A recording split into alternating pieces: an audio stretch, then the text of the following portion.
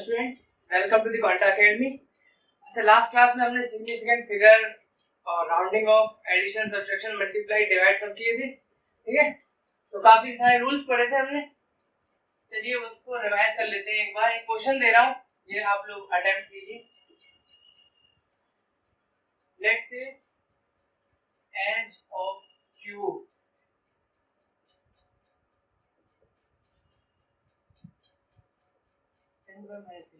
Metre. एक cube की edge length है 1.5 into 10⁻³ metre. Find its volume.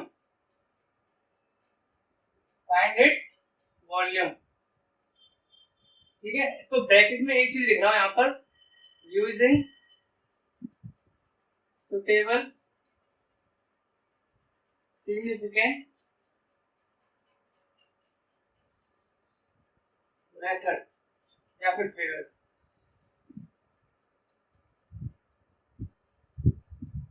ठीक है, इसका मतलब क्या है? देखो, ये क्वेश्चन ऐसे तो आप बता दोगे, वॉल्यूम वॉल्यूम ऑफ क्यूब क्या होता है, ए क्यूब, ऐसे तो आप बता दोगे, लेकिन ये वाला पॉइंट बहुत इंपॉर्टेंट है, यूजिंग सुटेबल सिग्निफिकेंट फिगर्स।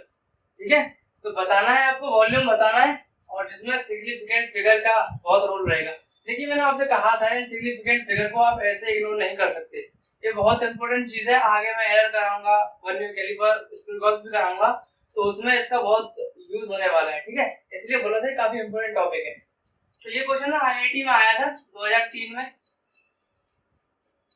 2003 में आया था, उस वक्त स्क्रीनिंग होती थी, एडवांस में स्क्रीनिंग होते थे, आईआईटी स्क्रीनिंग, तो उसमें आया था ये। बहुत इजी था, बस थोड़ा सा कहीं ना कहीं इसमें दिमाग लगाना है, जहां से मतलब ऑप्शंस निकलते हैं इसके। ऑप्शन है 3.375 multiply 10⁻⁹, B 3.37 multiply 10⁻⁹, C 3.40 multiply 10⁻⁹ metre cube. Metre cube units का ध्यान रखना बस सबसे ज्यादा। And D is what 3.4 into 10⁻⁹ metre cube.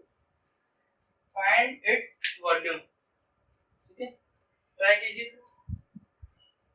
ठीक है, मैं कर रहा हूं। चलिए देखो, वॉल्यूम ऑफ क्यूब क्या होता है आप जानते हैं। Volume of cube, volume of cube की अगर हम बात करें ना, तो वॉल्यूम ऑफ क्यूब होता है ए क्यूब। कितना? ए क्यूब। ठीक है, एज लेंथ हमें गिवन है, एज लेंथ है 1.5 into 10⁻⁻3, इसका कर देते हैं क्यूब। ठीक है, 1.5 का क्यूब, देखो 1.5 का क्यूब क्या हो सकता है, 2.25 multiply 1.5 which is 3.375 multiply 10⁻⁹ metre cube. तो ये इसका वॉल्यूम है। तो कई लोगों ने ना इसको देख के ये वाला आंसर टिक कर दिया होगा, ये गलत है। ठीक है, ये वाला बिल्कुल गलत है। ठीक है, यही मैंने इसके हिसाब से बताया था, आपको बोला था यूजिंग सुटेबल सिग्निफिकेंट फिगर्स। ये क्वेश्चन था, यहाँ तक तो आप कर ही लेंगे, यहाँ तक तो कोई भी कर लेगा ना, वॉल्यूम ऑफ क्यूब तो सबको पता होता है, लेकिन ये था क्वेश्चन तो असली। ठीक है, तो देखिए मैंने आपको मल्टीप्लाई, देखो यहाँ पे सारे मल्टीप्लाई हुए हैं। ठीक है, 1.5 into 1.5 into 1.5 सारे मल्टीप्लाई हुए। इसको हटा दीजिए, जैसा कि मैंने आपको कहा था 10 की पावर कुछ भी हो उसको हटा देते हैं ना, उसको सिग्निफिकेंट फिगर्स में काउंट नहीं किया जा सकता। तो 3.375, अच्छा क्या रूल था, एडिशन, सब्ट्रैक्शन, मल्टीप्लाई, डिवाइड, क्या रूल था कि लीस्ट डेसिमल प्लेस वाला हमें चेक करना पड़ेगा, लीस्ट डेसिमल प्लेस। अब हम 1.5 मल्टीप्लाई 1.5 मल्टीप्लाई 1.5 करते हैं। देखिए आंसर चाहे इससे कुछ भी आए, ठीक है, आंसर से ये आया 3.375, लेकिन लीस्ट डेसिमल प्लेस का क्या मतलब है, डेसिमल के बाद कितने डिजिट हैं, लीस्ट कितने डिजिट हैं, तो इसमें कितने हैं डेसिमल के बाद एक। तो जो आंसर आएगा वो आंसर कैसे आएगा कि डेसिमल के बाद कितनी डिजिट होनी चाहिए हमारे पास, एक। तो हमें इस डिजिट को ऐसे राउंड ऑफ करना है कि डेसिमल के बाद हमारे पास सिर्फ एक ही डिजिट बचे। ठीक है, इसका यही मतलब तो सिग्निफिकेंट फिगर्स का। तो देखिए इसको राउंड ऑफ करना आपको आता है 5, 3.375 का हम राउंड ऑफ कर रहे हैं। 5 इज इक्वल टू 5 इक्वल है, तो इक्वल में आपको क्या बताया गया था, इक्वल का केस क्या था, अगर 5 आ जाए तो आगे वाला चेक करो इवन है या ऑड है, बताया था ना कि अगर 5 आ जाए तो चेक करो आगे वाला इवन है या ऑड है। अगर ऑड है तो एक बढ़ जाएगा और अगर इवन होता तो सेम रहता, अनचेंज। ठीक है, तो 7 है, 7 क्या है, ऑड मतलब बढ़ जाएगा, तो 3.38। अगेन हमें तो डेसिमल के बाद सिर्फ एक ही डिजिट चाहिए, अभी भी यहाँ पर 2 है तो ये भी काउंट नहीं हो सकता। तो 8 क्या होता है, ग्रेटर देन 5, तो ग्रेटर देन 5 है तो आगे वाले को एक बढ़ा देगा, तो यहाँ क्या आएगा 3.4, तो 3.4 इंटू 10 की पावर -9 ये होगा इसका एक्चुअल वॉल्यूम, ये आंसर सही है। ठीक है, कई जल्दबाजी में कर जाते हैं, या तो ये लिखाएंगे या फिर ये वाला लिखाएंगे, ये भी बहुत लिख के आते हैं। ठीक है, एग्जैक्ट आंसर इसका ये 3.4 इंटू 10 की पावर -9, तो 2003 में आया था, काफी इजी था। मतलब देखो इस टॉपिक पे इजी आते हैं तो ये आप कह नहीं सकते कि टफ आया था। वर्नियर कैलिपर हो, स्क्रू गॉज हो। अच्छा बता दूं आपको, एरर से एक क्वेश्चन 100% आता है पक्का, और वर्नियर कैलिपर और स्क्रू गॉज से एक क्वेश्चन 100% आता है, दोनों में, जेईई मेंस में भी जेईई एडवांस में 100% आता है हर साल। ठीक है, तो इन दोनों टॉपिक्स को आप नहीं छोड़ सकते, आएगा ही आएगा, मतलब तय है एकदम पक्का आएगा।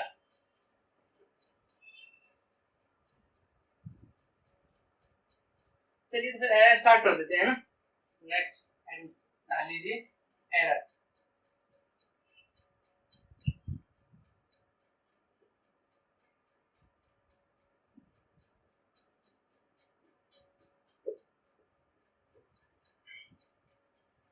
देखो एरर क्या होता है, साइंटिफिक लैंग्वेज में समझते हैं। ठीक है, वैसे तो आप कहेंगे कि एरर ऐसा होता है कि कोई भी चीज हम सर्च कर रहे हैं और सर्च नहीं हो पा रही तो एरर आ जाता है।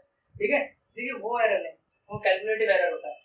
साइंटिफिक एरर क्या होता है, मान लीजिए आपने कोई एक स्केल लिया, लेंथ नापी किसी चीज की, मान लीजिए किसकी लेंथ नापी और वो लेंथ आ गई मीजर्ड, मतलब आप कोई चीज मेजर कर रहे हैं तो आपकी जो मेजर्ड वैल्यू आई, आप किसी चीज को नाप रहे हैं उसकी मेजर्ड वैल्यू आई मान लीजिए 10.568, ठीक है, सेंटीमीटर।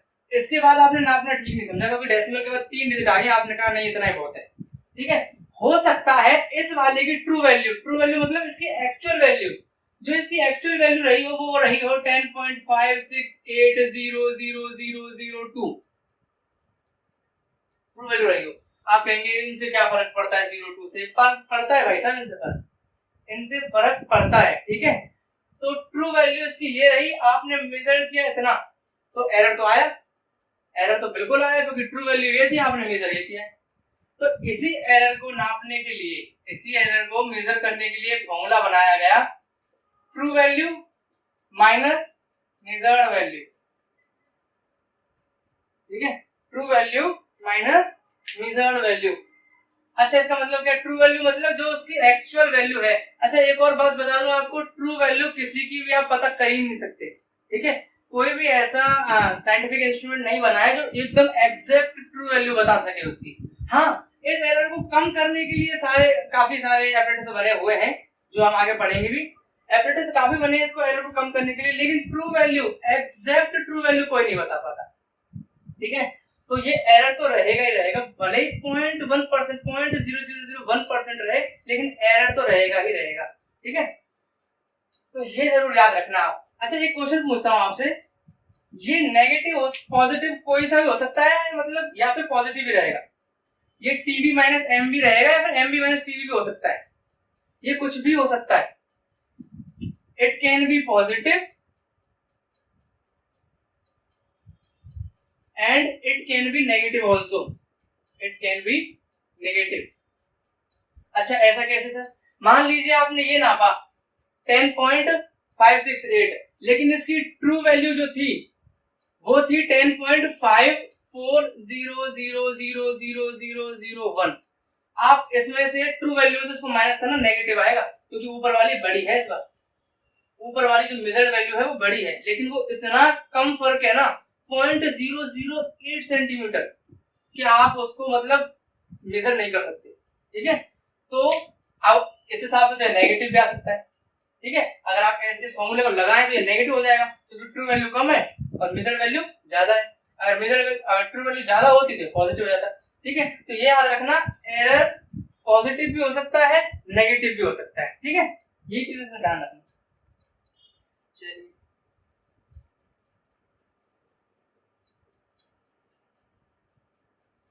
देखो एरर दो तरह के होते हैं, सिस्टमैटिक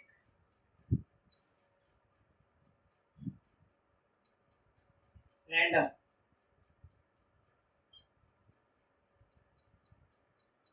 सिस्टमैटिक एरर और रैंडम एरर।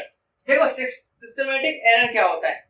सिस्टमैटिक एरर होता है जिसको हम जानते हैं, मतलब जिस एपरेटिस को देख के हम पता लगा सकते हैं देखते ही कि इसमें कितना एरर है। मान लीजिए आप किसी सब्जी वाले के पास गए, आजकल तो वैसे वेइंग मशीन होती है ना, याद है ना, वो वेट मशीन होती है ऐसी, और ऊपर नंबर से लिखे हुए होते हैं, यहाँ पर वेट बताया जाता है।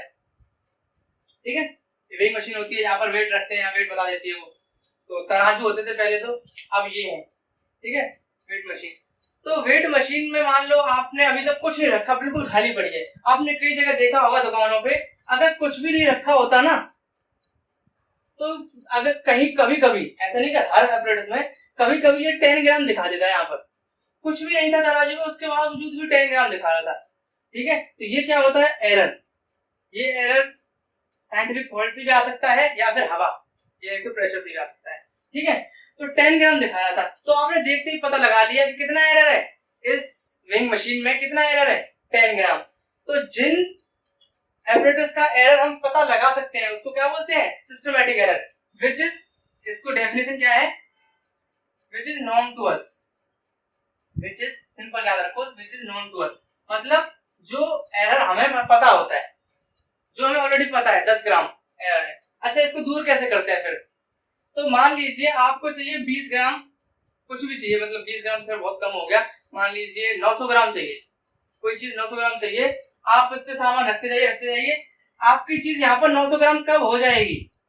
सोचो, यहाँ पर 900 ग्राम कब हो जाएगी? जब यहाँ पर रीडिंग कितनी आ जाए? 910 ग्राम। समझ गए? समझे नहीं? मतलब अगर ये पूरा खाली था तब 10 ग्राम रीडिंग थी, अगर इस पे 9 ग्राम वेट है तो 910 ग्राम हो जाएगा, 10 ग्राम बढ़ के आएगा ना। तो अगर यहाँ 910 ग्राम हो जाए तो समझ लेना कि आपकी जो 900 ग्राम की जो चीज जो भी नाप रहे थे, आप तोल रहे थे, वो यहाँ पर 900 ग्राम है। ठीक है, तो इस एरर को ऐसे दूर किया जा सकता है, आपको आपकी जो एग्जैक्ट जितनी क्वांटिटी में चाहिए थी वो मिल जाती है। ठीक है, तो देखो अब इनके ना घाटे क्या क्या है। जितनी ज्यादा एक्सपेंसिव चीज होगी, जितनी ज्यादा एक्सपेंसिव होगी, उतना ही ज्यादा उस एक्यूरेट आपको मेजरमेंट लेना पड़ेगा। कैसे? मान लीजिए एक है गोल्डस्मिथ, मतलब सुनार है। ठीक है, सुनार लिख लीजिए इधर, एक कोई भी लिख लीजिए इधर, सब्जी वाला। ठीक है, सब्जी वाला लिख लीजिए,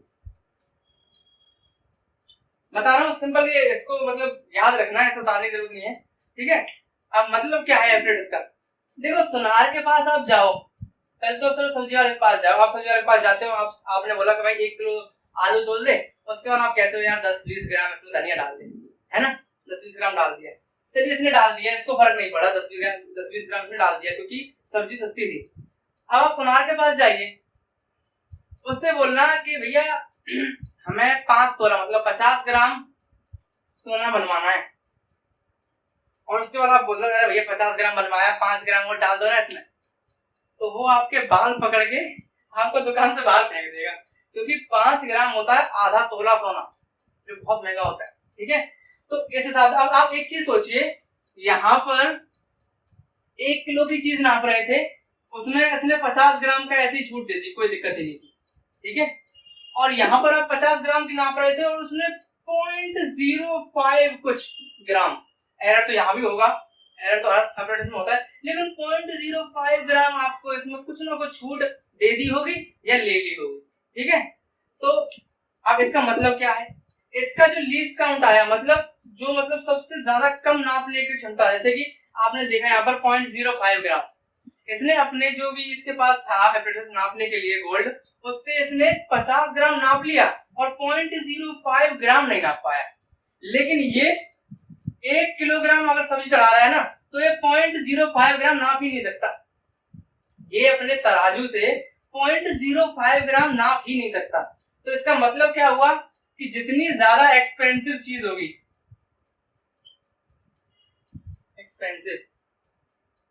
जितनी ज्यादा एक्सपेंसिव होगी उसका एरर उतना ही कम होगा, उसमें एरर उतना ही कम होगा। एरर आप सोच सकते हैं ना, यहाँ पे 50 ग्राम इसको फील ही नहीं होगा। 1 किलो चढ़ा दो 50 ग्राम फील नहीं होगा तराजू पे, ठीक है। लेकिन अगर इस 50 ग्राम में आप 10 ग्राम और ऐड कर देना तो इसको इतना फील होगा, मतलब ये छाती पीट पीट तो होगा। 10 ग्राम का समझते हैं आप, 1 तोला सोना लेके जा रहे हैं फ्री में, ठीक है। तो गाजर मूली नहीं है 1 तोला सोना। तो जितना ज्यादा एक्सपेंसिव चीज होती है ना उतना ही कम एरर, क्योंकि वो उतनी ही ज्यादा एक्यूरेट मेजरमेंट वाले एपरेटस रखते हैं अपने पास। इसकी नीड क्या है, इसको जरूरत क्या है, 50 ग्राम सोना तोलने की। ये उसके हिसाब से अब एपरेटस रखेगा अपने पास, मतलब जो जिनका लीस्ट काउंट बहुत कम है, ठीक है, जिनका लीस्ट काउंट बहुत कम होगा ना वो एरर भी बहुत कम देंगे, ठीक है। तो वो ऐसा रखता है। अब ये ऐसा रख नहीं सकता, ठीक है। सुनार के बाद सोना कहोगे 5 किलो सोना तोल देना, है ना, 5 किलो सोना खरीदोगे, हैं? तो ऐसा नहीं होता। तो यही है कि जितनी ज्यादा एक्सपेंसिव होगी ना उतना ही लीस्ट काउंट कम होगा, और अगर लीस्ट काउंट कम है तो एरर तो अपने आप कम हो गया। लीस्ट काउंट कम है 0.05 ग्राम, ये तो बहुत छोटा है इससे 50 ग्राम से। तो यही बताना चाह रहा हूं मैं, एक्सपेंसिव चीजों के लिए या फिर मेजरमेंट, जो बड़ी बड़ी चीज मतलब ऐसी चीज होती है जिनकी मेजरमेंट काफी टफ होती है ना, उन चीजों के लिए लीस्ट काउंट कम लेना होता है। क्यों? क्योंकि हमारे पास एरर कम आए, ठीक है। एरर किसी को पसंद नहीं होता, लेकिन आता तो है, ये मतलब है इसका। चलिए अब बात करते हैं रैंडम एरर की। देखो सिस्टमैटिक यही है, आप इसको बड़े आराम से पता लगा सकते हैं। किसी तराजू में अगर 10 ग्राम रखा हुआ है ना, मतलब 10 ग्राम का वो, जैसे कि मैंने बताया वो फॉल्ट है, तो आप कह सकते हो 10 ग्राम का एरर है इसमें। तो भैया आपको मेरे को 500 ग्राम कुछ सामान देना है, तो आपको 510 ग्राम मेरे को यहाँ पर वेटिंग में रीडिंग दिखानी पड़ेगी मेरे को वेइंग मशीन में, तभी मैं मानूंगा कि आपने मेरे को आधी किलो चीज दी है, ठीक है। अब रैंडम की बात करते हैं।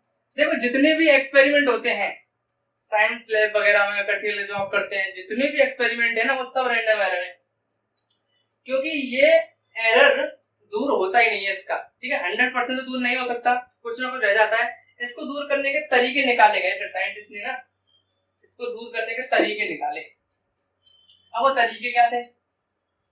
सबसे पहले उन्होंने क्या कहा कि भाई एक काम करो, स्टूडेंट ले लो S1, S2, S3, S4, S5, मान लो 5 स्टूडेंट ले लिए, ठीक है। इन सबसे बोला गया स्टूडेंट से कि भाई आप अपनी अपनी ना एक एपरेटस लो, मतलब कुछ भी स्केल ले लो, मीटर स्केल ले लो, कुछ भी ले लो और आप मुझे बताओ कि आपकी रीडिंग क्या क्या आ रही है, ठीक है। तो एक ने कहा सर हमारी रीडिंग R1 आ रही है, दूसरा कहता है R2 आ रही है, तीसरे ने कहा R3 आ रही है, चौथे ने कहा R4 आ रही है, पांचवे ने कहा R5 आ रही है। अच्छा ये मत समझना R5 मतलब R1 का मतलब ये अगर इसकी 10 सेंटीमीटर आ रही है तो इसकी 20 आ रही होगी, ऐसा कुछ नहीं है। अगर इसकी 10.87 आ रही है ना तो इसकी आ रही होगी 10.88, इसकी आ रही होगी 10.887, इसकी आ रही होगी 10.856, 10.850, ऐसी रीडिंग्स आ रही होंगी। आपको कहेंगे सब कुछ सेम लग रहा है, सेम नहीं है भाई साहब। 0.001 का फर्क भी बहुत बड़ा फर्क होता है साइंस के एक्सपेरिमेंट में, ठीक है। जो भी साइंटिस्ट करते हैं ना एक्सपेरिमेंट, अभी तो इतने साल लग जाते हैं उनको, बहुत एक्सपेरिमेंट करते हैं, ठीक है। तो जितने ज्यादा आप स्टूडेंट लेंगे ना उतनी ही ज्यादा एरर घटती जाएगी, ठीक है। अब वो एरर क्यों घटेगी? एवरेज लिया जाता है फिर इनका, ठीक है। कभी भी आपको लग रहा हो यार ये तो बहुत ज्यादा हो गई है रीडिंग्स अलग अलग, तो इनको एक्यूरेट कैसे किया जाए, तो एक चीज है एवरेज। अच्छा एवरेज क्या होती है सर?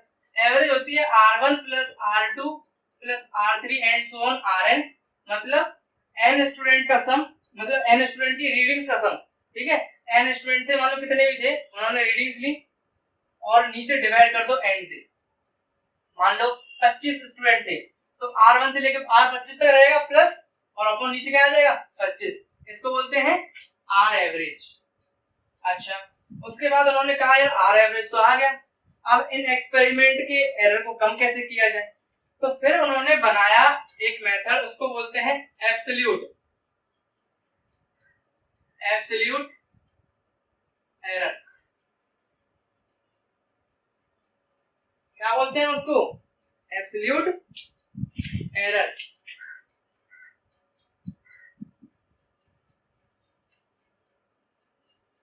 एब्सोल्यूट एरर का क्या मतलब है? R average minus readings of student.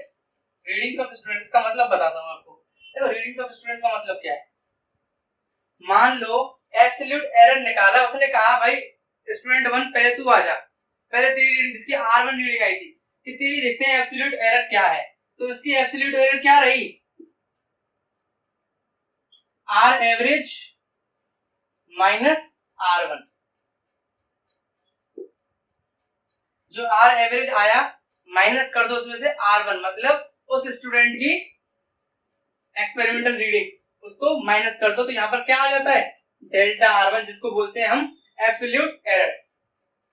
क्या बोलते हैं उसको? Absolute error. ऐसे ही अगर मेरे को एब्सोल्यूट एरर सेकंड वाले स्टूडेंट निकालनी हो तो क्या करेंगे?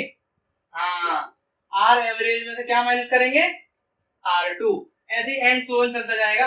डेल्टा आर एन है ना नीचे, तो डेल्टा आर एन के लिए क्या हो जाएगा? R average minus R N. ठीक है, तो ऐसे निकाला गया एब्सोल्यूट एरर। ठीक है, अच्छा अब साइंटिस्टों ने और दिमाग लगाया है इस पे कि भाई एब्सोल्यूट एरर तो अभी भी है, अभी भी काफी एरर है, 0.01 का तो अभी भी एरर है, तो इसको कम कैसे किया जाए? तो फिर उन्होंने एक और मेथड इसी से बनाया, उस मेथड को बोलते हैं मीन एब्सोल्यूट एरर।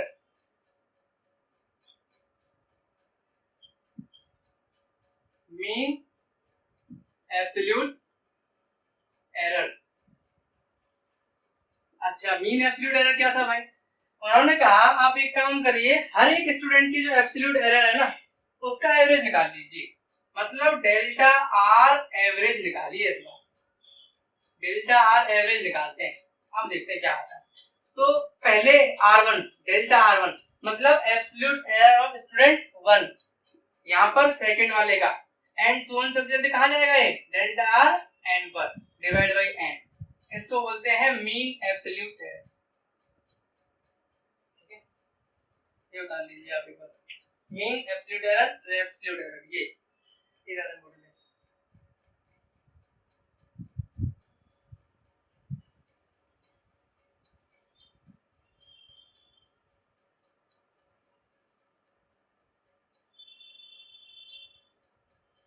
अच्छा, मीन एब्सोल्यूट एरर आया, तो फिर साइंटिस्टों ने डिसाइड किया कि अब से जो रीडिंग्स लिया करेंगे, अब से जो एक्सपेरिमेंट की रीडिंग्स लिया करेंगे ना, वो कैसे लिया करेंगे?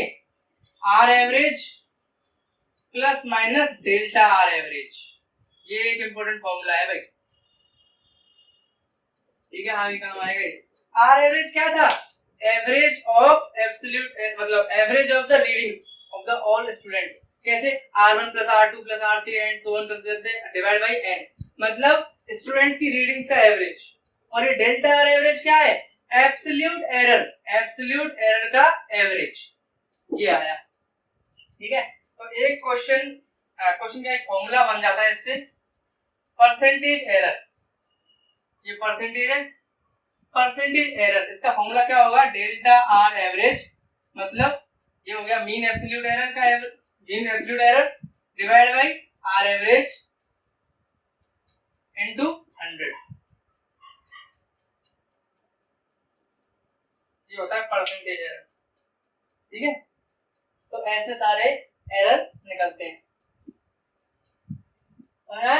रीडिंग्स का मतलब R average plus minus delta R average, और परसेंटेज एरर क्या होता है? Delta R average upon R average into 100। ठीक है, नोट कर लीजिए आप, ये फॉर्मूला कहां आएगा आगे क्वेश्चंस में।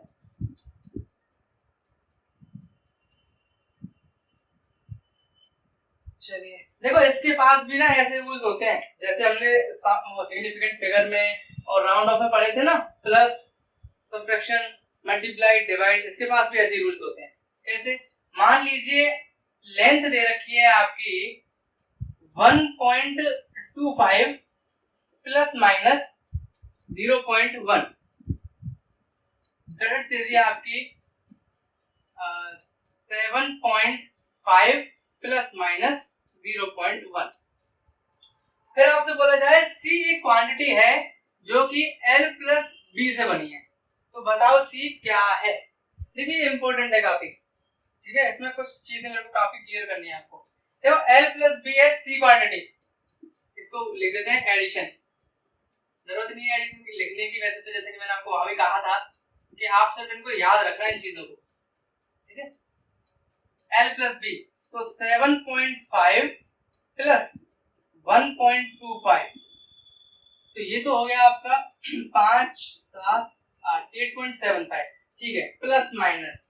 अब मुझे ये बताओ कि यहाँ पर जो एरर आएगा, ये प्लस माइनस 0.1 है, ये भी प्लस माइनस 0.1 है, 0 आएगा, 0.1 आएगा, 0.2 आएगा, या फिर नन ऑफ दीज। बताइए कौन सा एरर आ सकता है इसमें, बताइए कौन सा आएगा। कई लोग कह रहे होंगे 0.1, क्योंकि सर लेंथ में भी वही एरर आ रहा है, ब्रेथ में भी वही एरर आ रहा है, दोनों स्टूडेंटों के एरर तो सेम आ रहे हैं, तो इसका मतलब 0.1 नहीं, यही सोचना है। 0.1 वाली आपकी थिंकिंग सही थी, ठीक है, लेकिन इसका एरर कितना आएगा 0.2, लिख लेना, लिख लेना, ठीक है। Maximum permissible error, permissible error, maximum permissible error is always equal to least count। मतलब किसी भी रीडिंग का अगर आप लीस्ट काउंट बताएंगे ना, तो उसका आपको मैक्सिमम परमिसिबल एरर, मतलब वो रीडिंग्स कितना मैक्सिमम एरर कर सकती हैं, ये बताना है आपको। आप जानते हैं कि 0.1 और 0.2 ये दोनों 0.2 एरर भी कर सकती है, क्यों कर सकती है वो बताता हूँ। देखिए मैंने आपको कहा था कोई किसी भी चीज की ट्रू वैल्यू नहीं होती, मतलब ट्रू वैल्यू होती है लेकिन आप बता नहीं सकते। इसमें 1.25 हो सकता है, ये ऐसा होता 1.26 होता, ठीक है, यहाँ पर 7.5 की जगह ऐसा होता, मान लीजिए 7.8 होता, ठीक है, 7.8 होता, तो ये 6 10 ये 9 हो जाता है यहाँ पर। अब आप देखिए आपका जो आया 8.75 आया, इसका कितना आया 9.06, बड़ा एरर। तो यहाँ पर क्या हो सकता है, इन दोनों एरर से भी ज्यादा एरर हो सकता है, जिसको हम क्या बोलते हैं मैक्सिमम परमिसिबल एरर, जिसको हम क्या बोलते हैं लीस्ट काउंट ऑफ रीडिंग। किसी भी रीडिंग का जो लीस्ट काउंट निकालते हैं ना, वो होता है मैक्सिमम परमिसिबल एरर, ठीक है। तो ये चीज आप ध्यान रखना, यहाँ पर क्या आएगा 0.2, ये बहुत इंपॉर्टेंट है भाई, हमेशा ध्यान रखना एरर को ज्यादा लेके ही हमें चलना पड़ेगा, क्योंकि हमें मैक्सिमम एरर चाहिए। मैक्सिमम परमिसिबल एरर मतलब वो रीडिंग कितना हमें परमिशन दे रही है कि कितने एरर हो सकते हैं इसमें, ये परमिशन देना, ठीक है। तो मैक्सिमम परमिसिबल एरर जो होगा वो लीस्ट काउंट होगा इस रीडिंग का, ठीक है। ये इंपॉर्टेंट रूल था इसलिए मैंने बता दिया यहाँ पर, ठीक है। ओके नेक्स्ट,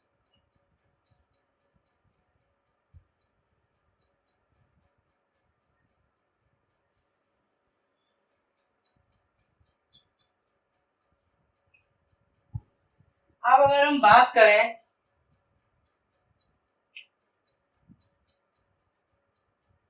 चलिए मल्टीप्लाई डिवाइड, हाँ मल्टीप्लाई डिवाइड वाला मैं बता देता हूँ आपको, ठीक है। मान लीजिए इस क्वेश्चन में क्या था, लेंथ 1 पॉइंट, चलो कुछ भी ले लो 7.5 प्लस माइनस 0.1 है ना, और ब्रेथ ले लो आप मान लो 2.5 प्लस माइनस 0.1 ही ले लो, चलो ठीक है। अब मेरे से पूछा जाए कि एरिया बताओ, एरिया बताओ। देखो ये काफी इंपोर्टेंट है, क्योंकि ये डायरेक्ट नहीं निकल सकता, मल्टीप्लाई डायरेक्ट नहीं हो सकता है इसका। कैसे, आप इसका मल्टीप्लाई तो कर सकते हैं लेंथ इनटू ब्रेथ, इस वाले का जो इसकी मेजर्ड वैल्यू है, जो इसकी रीडिंग है, इसका तो मल्टीप्लाई आप कर सकते हैं 1.75 मल्टीप्लाई 2.5, ठीक है। इसका मल्टीप्लाई कर सकते हैं 12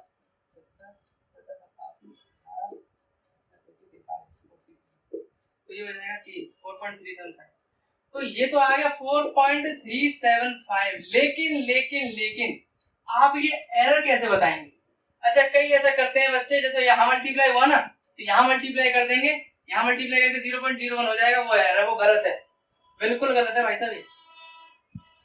ठीक है, तो इसका अब ऐसा निकलेगा कैसे? एरिया होता क्या है? लेंथ इंटू ब्रेथ, ये एरिया होता है। इसमें क्या करते हैं हम, लॉग ले लेते हैं, ln a, ln बोलते हैं, आप लॉग ले लो आप, चलो आपने ln के बारे में अभी तक पढ़ा नहीं होगा ना। देखो लॉग बेस e, लॉग एक बेस e को ही ln बोला जाता है, ln। ठीक है, लॉग बेस e आगे पढ़ेंगे आप 11th में, जब मैं मैथ्स कराऊंगा ना तब ये पढ़ेंगे आप। लॉग बेस e ln बोला जाता है इसको बड़ी बड़ी क्लासेस में, तो ln हम भी ln ही बोलते हैं। तो log e l प्लस, आपने शायद ये रूल भी ना पढ़ा हो कि जब कोई क्वांटिटी मल्टीप्लाई हो रही हो और उसका लॉग लेते हैं तो वो प्लस होती है, और अगर डिवाइड हो रहा हो तो माइनस होती है। ठीक है, ये आप पढ़ लेना। वैसे आपने, मुझे लगता है इतना तो बेसिक पढ़ना चाहिए आपको, कि कोई क्वांटिटी अगर मल्टीप्लाई है और अगर इसका लॉग ले लिया जाए तो ये दोनों क्वांटिटीज आपस में log l plus log b होंगी। ठीक है, तो अब इसका एरर कैसे मिलता है? अब करते हैं इसको डिफरेंशिएशन। देखो जो 11th में आए उनके लिए डिफरेंशिएशन शब्द बहुत नया है, लेकिन अभी के लिए आप इसको समझ लीजिए, इतना टफ नहीं है। डिफरेंशिएशन क्या होता है? log a का डिफरेंशिएशन 1/a, और a का डिफरेंशिएशन होता है dA। ठीक है, पढ़ेंगे आप, टेंशन मत लो। डिफरेंशिएशन पूरा 12th में पूरा चैप्टर है एक, और बहुत ही कमाल का चैप्टर है। तो इसका बात करें तो ln log मतलब sorry ln l log l, इसका क्या हो जाएगा डिफरेंशिएशन 1/l, और l का क्या हो जाएगा dl, प्लस ऐसे इसका हो जाएगा dv/d। तो एरिया क्या आया आपके पास? 4.375। अच्छा, 4.375 सही है क्या? ये 4.375 सही लिखा है मैंने? गलत है ये। क्यों गलत है? क्योंकि सिग्निफिकेंट फिगर वाले रूल पूरे एरर वाले टॉपिक में लागू होंगे। इसमें लीस्ट डेसिमल प्लेस कितने हैं? 1, तो यहां पर भी क्या होगा? 1। कैसे? 5 है तो ये कितना हो जाएगा? 8। ऑड है ना, 5 है तो इवन ऑड वाला 1 बढ़ जाता है। अगर ये 8 है तो ये कितना हो जाएगा? 4। तो 4.4 plus minus, this is correct, इसका भी ध्यान रखना। ठीक है, तो 4.4। अब यहां से एरर निकालते हैं इसका, dA अपॉन a क्या आया? 4.4 इक्वल टू में dl। dl क्या है? dl ये रहा dl। dl क्या होता है? लीस्ट काउंट, छोटा सा वैल्यू लेंथ का 0.1, और लेंथ क्या थी? 1.75 प्लस dv क्या है? 0.1, और लेंथ क्या है? 2.5, सॉरी ब्रेड 2.5। तो ऐसे निकलता है। अब dA को इधर रख दो, बाकी सबको उधर ले जाओ। 4.4 0.1 मल्टीप्लाई 1.75 प्लस 0.1 अपॉन 2.5। ठीक है, तो यहां से क्या आ जाएगा? dA। देखो ये जो लेंथ निकली है ना, लेंथ की रीडिंग कैसे लिखते हैं हम? लेंथ की रीडिंग प्लस माइनस dl, ऐसे ब्रेड्थ की। तो एरिया क्या लिखेंगे? एरिया की क्या हो जाएगी? एरिया की रीडिंग जो मतलब आई है हमारे पास रीडिंग प्लस dA। तो यहां से एरिया की रीडिंग क्या आई? एरिया क्या है? 4.4 प्लस माइनस, लेट से इसको सॉल्व करने के बाद कुछ भी क्वांटिटी आ गई x, तो यहां पर क्या आ जाएगी? वो x। तो ऐसे निकलती है मल्टीप्लाई वाली चीजें, मल्टीप्लाई और डिवाइड वाली। ऐसे आपको लॉग लेना है, मेथड सेम रहेगा, मेथड हर क्वेश्चन में सेम रहेगा डिवाइड और मल्टीप्लाई में। पहले कोई भी क्वांटिटी आप देखो मल्टीप्लाई या डिवाइड में है तो लॉग ले लो, और लॉग लेने के बाद उसका डिफरेंशिएशन कर दो, बस इतना करना है। यहाँ से dA की वैल्यू आ जाएगी और यहाँ उसको पुट कर देना। ठीक है, तो ऐसे निकलते हैं एरर्स। तो एरर में रीडिंग ऐसे निकलती है। ठीक है, चलिए मैं एक IIT का क्वेश्चन दे देता हूँ आपको जो पूछा गया था एग्जाम में। IIT से इसमें काफी क्वेश्चंस आते हैं इस टॉपिक से, एरर वाले टॉपिक से IIT में काफी क्वेश्चंस आते हैं। ठीक है, तो एरर, वर्नियर कैलिपर और स्क्रू गॉज, ये तो आप 100% मतलब कर ही लेना। मान लो आपको दे दिया जाए पोटेंशियल डिफरेंस गिवन है आपको 10 प्लस माइनस 0.1। पोटेंशियल डिफरेंस की यूनिट क्या होती है? वोल्ट, स्मॉल v से लिखते हैं जिसको। और मान लीजिए यहाँ पर गिवन है आपको I 5 प्लस माइनस 0.2 एम्पियर। उसने बोला कि R, इसकी रीडिंग मुझे बताइए। Find the value of R if V and I is given। ठीक है, निकालिए, ट्राई कीजिए। IIT का क्वेश्चन है, स्क्रीन में आया था ये भी 2004 में, और बहुत इजी था ये। ठीक है, चलिए मैं करता हूं। तो R, देखो R होता क्या है, आपने करंट इलेक्ट्रिसिटी में 10th में पढ़ा होगा, V upon I, Ohm's law, V equal to IF। तो यहां से R को लिखेंगे कैसे? इस वाले R को लिख देंगे, देखो इसमें ऐसे लिख लिया करो आप, स्मॉल r, यहाँ पे R पर लिख लिया करो, ताकि आपको ये ना लगे कि ये और ये सेम है। ये और ये सेम नहीं है, ठीक है। ये R है रीडिंग के लिए, और ये R है उसकी ऐसी मेजरमेंट करने के लिए, इस फॉर्मूले से इसकी मेजरमेंट करने के लिए। ठीक है, तो V अपॉन I का मतलब क्या हो गया?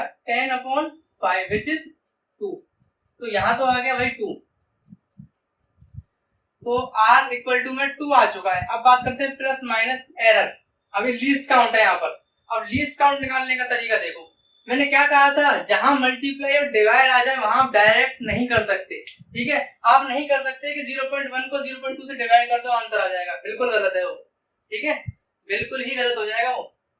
तो ऐसे में क्या करना चाहिए, ऐसे में 0.1 तो उसकी थी V की और 0.2 थी I की। ठीक है, तो ऐसे में क्या करना चाहिए, R इक्वल टू में क्या है, V अपॉन I लॉग। पहला मेथड क्या, पहला स्टेप क्या बताया था, लॉग ले लो, सिंपल, कुछ नहीं सोचना, लॉग ले लो। लॉग V, जब भी डिवाइड वाली क्वांटिटीज का लॉग लेते हैं ना तो वो माइनस हो जाती हैं। Log V minus log I। अब कर लेते हैं इसका डिफरेंशिएशन। तो डिफरेंशिएशन करते हैं, लॉग R का 1 upon R, 1 upon R multiply dr। Log V का करते हैं 1 upon V dV minus 1 upon इसका I का करेंगे तो 1 अपॉन I di। देखो dr निकालना है, R आ चुका है, कितना आया है 2, 1 अपॉन V कितना दे रखा था 10, n था ना, 0.1 अपॉन 10। dV क्या होता है, लीस्ट काउंट, V का लीस्ट काउंट क्या दे रखा था 0.1 अपॉन 10 माइनस इसका क्या था 0.2 डिवाइड बाई 5। ठीक है, तो इसको सॉल्व करते हैं, चलिए। अच्छा, इसको सॉल्व करने से पहले एक सबसे इंपॉर्टेंट बात बता दूं, ये यहाँ पर नेगेटिव साइन बता रहा है। हमने V की वैल्यू लिखी थी, देखिए IIT का क्वेश्चन है तो ऐसा आप डायरेक्ट, मैंने आपको जैसे ही कहा कि IIT कभी भी ऐसे क्वेश्चन देती नहीं है कि डायरेक्ट हो जाए। ठीक है, कहीं ना कहीं दिमाग तो लगवा ही देती है। ठीक है, तो मैंने आपसे V के लिए कहा था 10 प्लस माइनस 0.1 कहा था, और I के लिए कहा था 5 प्लस माइनस 0.2। अब देखो बीच में तो 0 प्लस माइनस दोनों है, और यहाँ आप कह रहे हैं माइनस, तो क्या और कोई पॉसिबिलिटी हो सकती है क्या? याद करो मैंने तुमसे क्या कहा था, लीस्ट काउंट निकालते वक्त एरर को कम करने के लिए हमें मैक्सिमम परमिसिबल एरर चाहिए होता है। ये रीडिंग हमें dr हमें मैक्सिमम परमिसिबल एरर तब दे सकता है जब यहाँ माइनस की जगह प्लस हो जाए।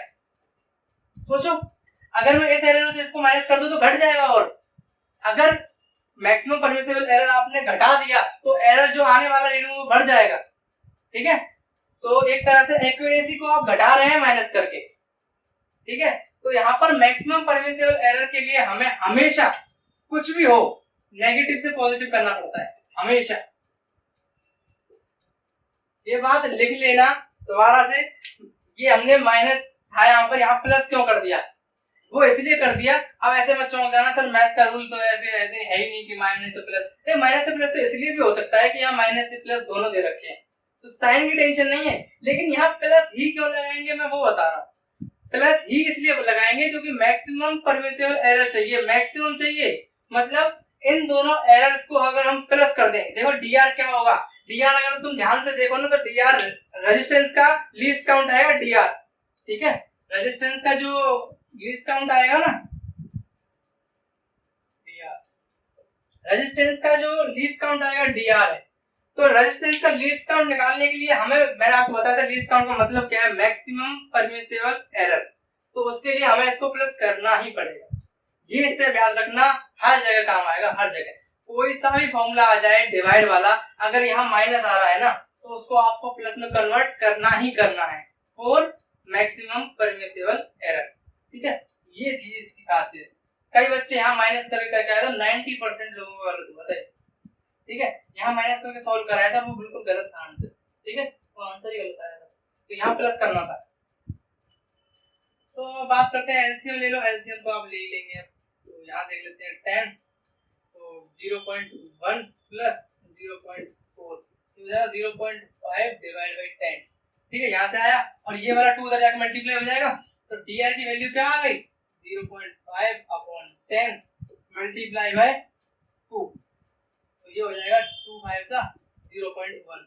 तो इसका एरर कितना आया 0.1। तो रेजिस्टेंस बराबर 2 प्लस माइनस 0.1, ये था उसका आंसर क्वेश्चन।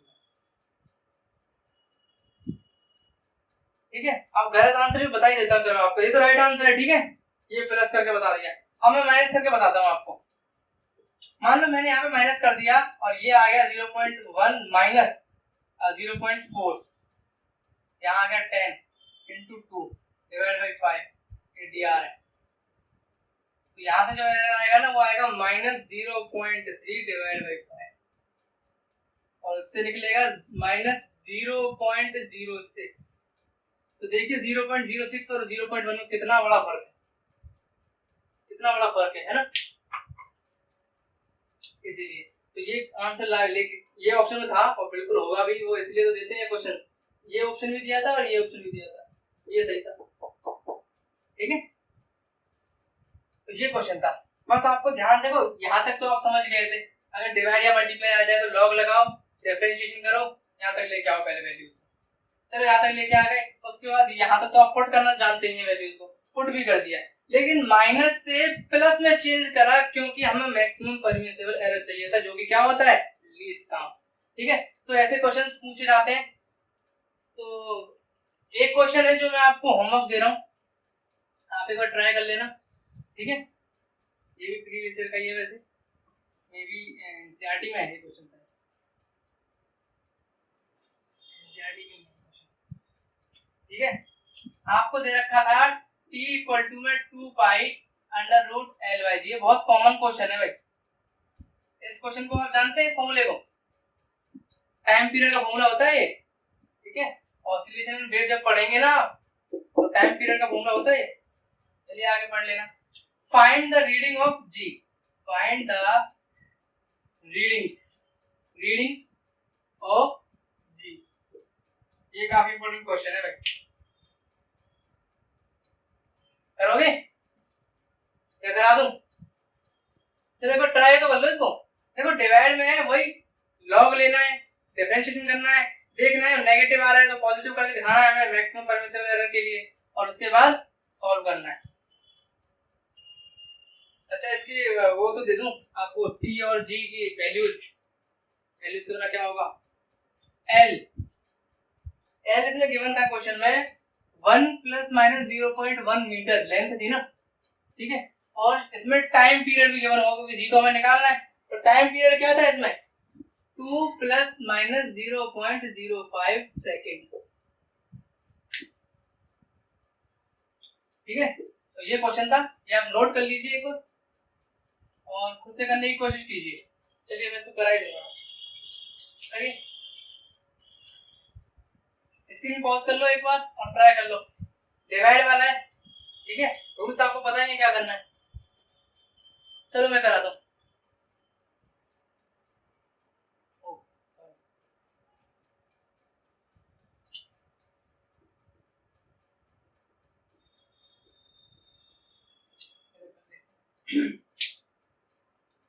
सबसे पहले तो एक काम करते हैं ना, जी जो निकालना है ना हमें उसको एक साइड ले आओ, बाकी सबको उधर रख दो। तो सबसे पहले स्क्वायरिंग बोथ साइड कर दीजिए, स्क्वायरिंग बोथ साइड करते हैं टी स्क्वायर, ये 4 पाई स्क्वायर, और यहाँ पर क्या हो जाएगा एल अपॉन जी। क्या हो जाएगा L अपॉन G। चलिए उसके बाद टी स्क्वायर आ गया, जी बदल ले आइए, जी बराबर 4 pi square L upon T square. यहाँ तक ठीक है। चलिए अब उसके बाद मैंने फॉर्मूला बताया आपको, मतलब करने का तरीका, स्टेप क्या लेंगे इसके बाद, लॉग, दोनों साइड लॉग ले लो, लॉग जी और log 4 pi R square, sorry 4 pi square only, ठीक है। अब ये मल्टीप्लाई में है तो लॉग के लिए क्या करना होता है, मल्टीप्लाई है तो प्लस लॉग एल, लेकिन अब एल के साथ टी स्क्वायर क्या है माइनस में, माइनस लॉग टी स्क्वायर, ठीक है। देखिए जब मैं 11th की मैथ स्टार्ट करूंगा ना तो पहला चैप्टर करूंगा बेसिक्स ऑफ मैथ, सेट्स नहीं करेंगे, 11th तो मेरा सेट्स है ना। देखो बेसिक्स ऑफ मैथ कोई चैप्टर नहीं है, लेकिन बेसिक्स ऑफ मैथ आपको बताता है कि आप 9th और 10th में कितना एक्चुअली पढ़ के आए हैं, मैथ्स पढ़ के आए हैं नहीं पढ़ के आए, ठीक है। और दूसरा होगा लॉगरिथम, लॉगरिथम ये वाला पूरा चैप्टर होगा, लॉग, लॉग की जितनी भी प्रॉपर्टीज है ना सब, तो ये दो चैप्टर्स पढ़ना बहुत जरूरी है, वरना मैथ्स में बड़ी दिक्कत आती है। तो log 4 पाई आर स्क्वायर, इसको ऐसे रहने देते हैं, अभी थोड़ा सा और ओपन करेंगे, plus log l minus T square, जब भी ऐसे पावर में हो ना तो ये 2 आगे आ जाता है, 2 log t। log की प्रॉपर्टी होती है कि किसी भी क्वांटिटी के ऊपर अगर स्क्वायर है ना तो वो आगे आ जाएगा, कोई भी पावर है, स्क्वायर नहीं कोई भी पावर, अगर 3 होता ना तो 3 भी आगे आ जाता, 4 होता 4 भी आगे आ जाता, तो स्क्वायर है तो 2 आगे आ गया log t, ठीक है। अब करते हैं क्या, डिफरेंशिएशन, दूसरा स्टेप क्या था हमारे पास, डिफरेंशिएशन। तो डिफरेंशिएशन की बात करें तो 1 अपॉन जी dg, मतलब डिफरेंशिएशन ऑफ g हो गया 1 अपॉन जी, dg अपॉन g हो गया। यहां से बात करते हैं 1 अपॉन 4 पाई स्क्वायर, भाई log ने तो अपना काम कर दिया, log का डिफरेंशिएशन 1, जैसे log x होता है ना, तो अगर इसका डिफरेंशिएशन करते हैं d से, d ऑफ dx, इसका जब डिफरेंशिएशन किया जाता है ना तो ये 1 अपॉन x कर देता है, तो log ने तो अपना काम कर दिया। अब अंदर वाली क्वांटिटी को अपना काम करना है, 4 पाई स्क्वायर, 4 पाई स्क्वायर एक कांस्टेंट होता है, कांस्टेंट का डिफरेंशिएशन हमेशा 0 होता है, पढ़ोगे डिफरेंशिएशन पढ़ोगे, डोंट वरी, ठीक है। तो डिफरेंशिएशन करेंगे ना किसी भी कांस्टेंट क्वांटिटी का तो वो 0 आता है, फिर उसके बाद तो सेम log l है तो dl by l और माइनस 2 dt by t, तो समझ में आया ना।